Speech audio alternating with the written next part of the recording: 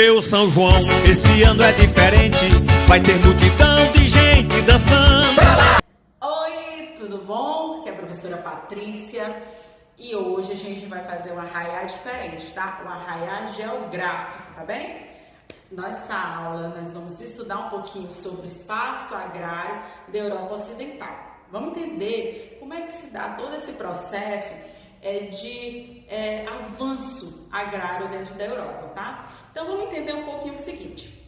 A forte industrialização ocorrida nos países que compõem a Europa Ocidental, ele acabou promovendo intensas transformações do próprio espaço agrário europeu, né? Porque além de necessitar cada vez mais de matérias-primas para as indústrias, por exemplo, e de cada vez mais alimentos, e aí, dentro desse processo, assim, os maquinários agrícolas, né, eles passaram a agregar dentro do espaço agrário europeu. Por quê?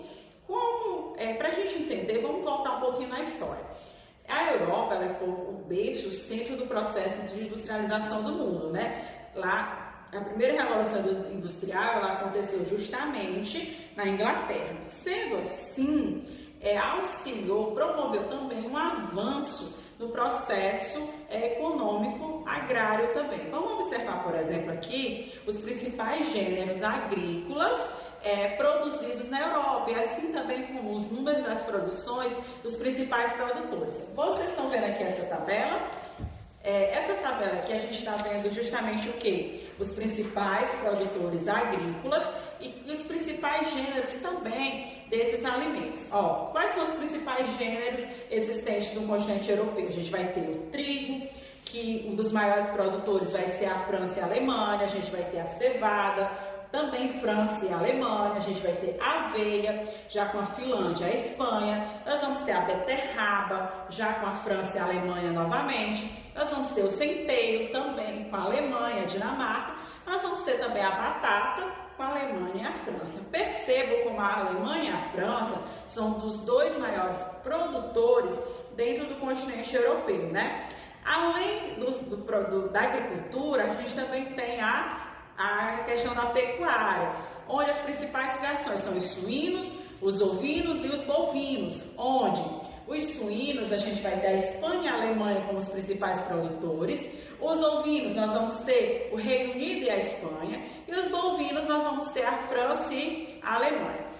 Não sei se vocês estão percebendo o seguinte, que a França é uma das maiores potências, né, da região e também a maior produtora de grãos. Em função de quê? De alguma combinação de alguns fatores, principalmente fatores externos e fatores naturais, que são as condições tanto do solo e do relevo. Sendo que a Alemanha e a Itália, ela também tem sua potencialidade, elas também se destacam.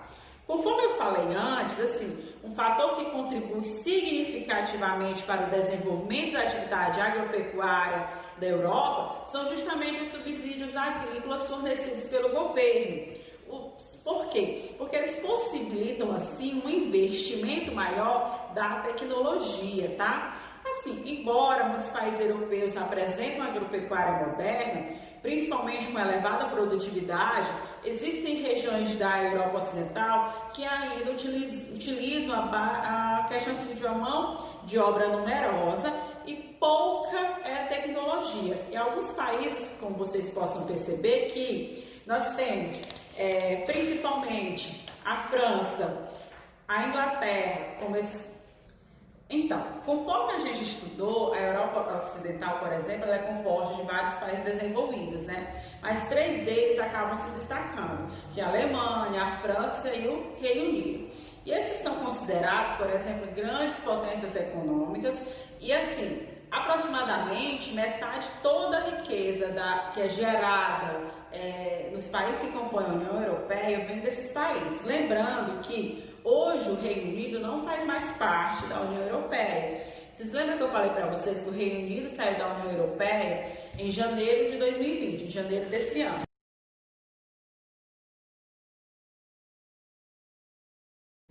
Então, hoje a Alemanha, por exemplo, ela apresenta índice de desenvolvimento humano super elevado, considerado justamente pela ONU, né? E além disso, é a principal economia da União Europeia, além de sua principal articuladora política. Então, a Alemanha, ela acaba sendo um dos principais países da União Europeia, né? E assim, é bom a gente entender que desde 2008, por exemplo, várias medidas foram adotadas pelo governo francês para que houvesse uma recuperação da economia, justamente após uma grande crise que assolou o país. Então, a atividade industrial ela é muito expressiva na economia desses países, além do turismo, que se destaca também, uma vez que existem belas paisagens históricas e culturais nos seus territórios, né?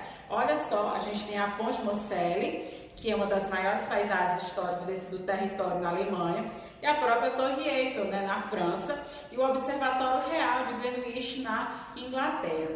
Então, nós percebemos que esses países, eles possuem características assim que acabam fazendo com que sua economia esteja cada vez melhor e mais próspera, né? Vamos ver agora algumas características básicas dessas três nações, tá? A gente vai ter primeiro a Alemanha.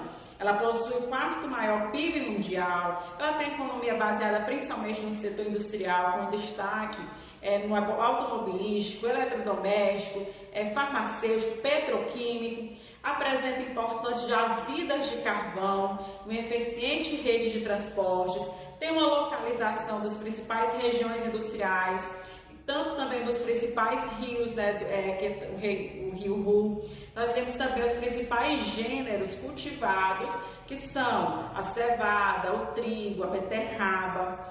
Já a França, por exemplo, a gente tem na França, possui o quinto maior PIB mundial, tem uma economia baseada também no setor industrial, com destaque principalmente na questão do química, siderúrgica, automobilística, apresenta importantes jazidas minerais voltadas principalmente para abastecimento de sua demanda industrial, tem a localização das principais regiões industriais. Na agropecuária, ela também se destaca com os seguintes produtos agrícolas, como trigo, cevada, milho, uva, batata, beterraba, açucareira, que assim, lá na França se faz o açúcar justamente com a beterraba, no Brasil a gente faz com cana de açúcar, né? No Reino Unido, a gente tem sendo o sexto maior PIB mundial, tem uma economia principalmente voltada no setor também industrial. Lembrando que a Inglaterra foi o berço, né, da industrialização. E assim, hoje ele ainda possui várias jazidas de carvão, e essas jazidas de carvão, esse carvão, ele foi crucial para a principal fonte de energia nas primeiras indústrias que surgiram no mundo, ainda lá no século XVIII, tá? Então, o que é para a gente entender hoje, né? Que a Inglaterra, ela tanto tem essa potencialidade industrial, quanto também é muito forte essa sua potencialidade agrária, tá bem? Então, espero que vocês tenham entendido, que a gente possa se encontrar na próxima aula, e ó, fiquem em casa. Cada casal vai dançando no seu lar, o São João desse ano vai ser virtual. Cada casal vai dançando no seu lar, São João na internet numa raia virtual. Alavanto pra tu, Ana Rie pra eu, tu no teu canto e eu dançando aqui no meu. Vontade voa e a saudade criança, vai ter São João, mas cada qual na sua casa. Vontade voa e a saudade criança, vai ter São João, mas cada qual na sua casa. Hey, hey, hey, pastéis com leite. Eita forrozão! Em seus lugares, todo mundo nos seus lares, uma fogueira pelos ares distantes dessa união.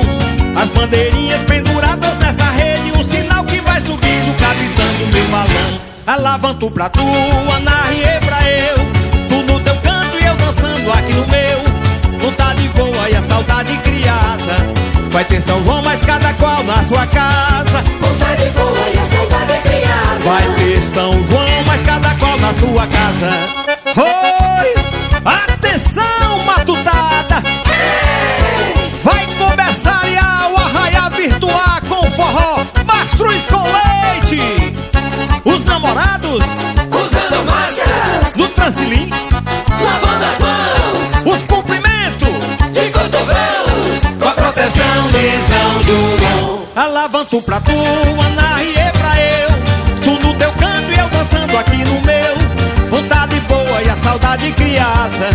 Vai ter São João, mas cada qual na sua casa. Vontade boa e a saudade criança. Vai ter São João, mas cada qual na sua casa.